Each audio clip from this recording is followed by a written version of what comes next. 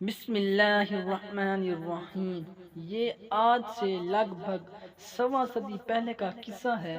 مسافر برادر بحری جہاز ایس ایس واریمو کینیڈا سے آسٹریلیا جانے کے لیے بحر الکاہل سے گزر رہا تھا۔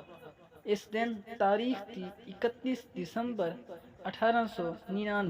جب جہاز طول بلد 179 اور عرض بلد 0 کے پاس پہنچا تو نیویگیٹر کے جہاز کے کیپٹن کو بتایا کہ یہاں سے چند ہی کلومیٹر دور وہ مقام ہے جہاں خط استوا اور انٹرنیشنل ڈیٹ لائن، جو عموماً 180 طول بلد پر ہوتی ہے، ایک دوسرے کو کراس کرتے ہیں۔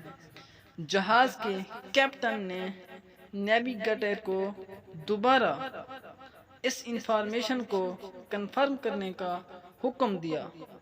جب نیویگیٹر نے دوبارہ جہاز کے کوآرڈینیٹس کنفرم کیے تو جہاز کے کیپٹن نے حکم دیا کہ جہاز کو سمندر کے عین اس مقام پر 45 ڈگری کے زاویے پر پارک کر دیا جائے جہاں خط استوا اور ڈیٹ لائن کراس کرتے ہیں۔ چنانچہ مقامی وقت کے مطابق عین رات کے 12 بجے جہاز کو اس مقام پر اس طرح پارک کیا گیا کہ جہاز کا آدھا حصہ خط استوا کے ایک طرف اور آدھا دوسری طرف تھا۔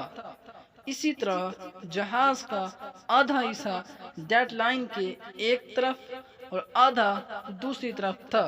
یہ پوزیشن اس قدر دلچسپ تھی کہ آج تک کسی دوسرے جہاز کو یہ پوزیشن نصیب نہ ہو سکی۔ اس پوزیشن میں ایسی کیا خاص بات تھی، آئیے دیکھتے ہیں۔ جہاز کا اگلا حصہ اس وقت زمین کے جنوبی نصف کرے میں تھا جہاں اس وقت گرمیوں کا موسم تھا، جبکہ جہاز کا پچھلا حصہ شمالی نصف کرے میں تھا جہاں اس وقت سردیوں کا موسم تھا۔ جہاز کے پچھلے حصے پر تاریخ 31 دسمبر 1899 تھی، جبکہ جہاز کے اگلے حصے پر تاریخ 1 جنوری 1900 تھی۔ چنانچہ اس جہاز پر بیک وقت نہ صرف 2 الگ الگ تاریخیں تھیں بلکہ 2 الگ الگ مہینے، 2 الگ الگ موسم، 2 الگ الگ سال اور 2 الگ الگ صدیاں بھی تھیں۔ یہ جہاز بیک وقت 19ویں صدی اور 20ویں صدی میں تھا۔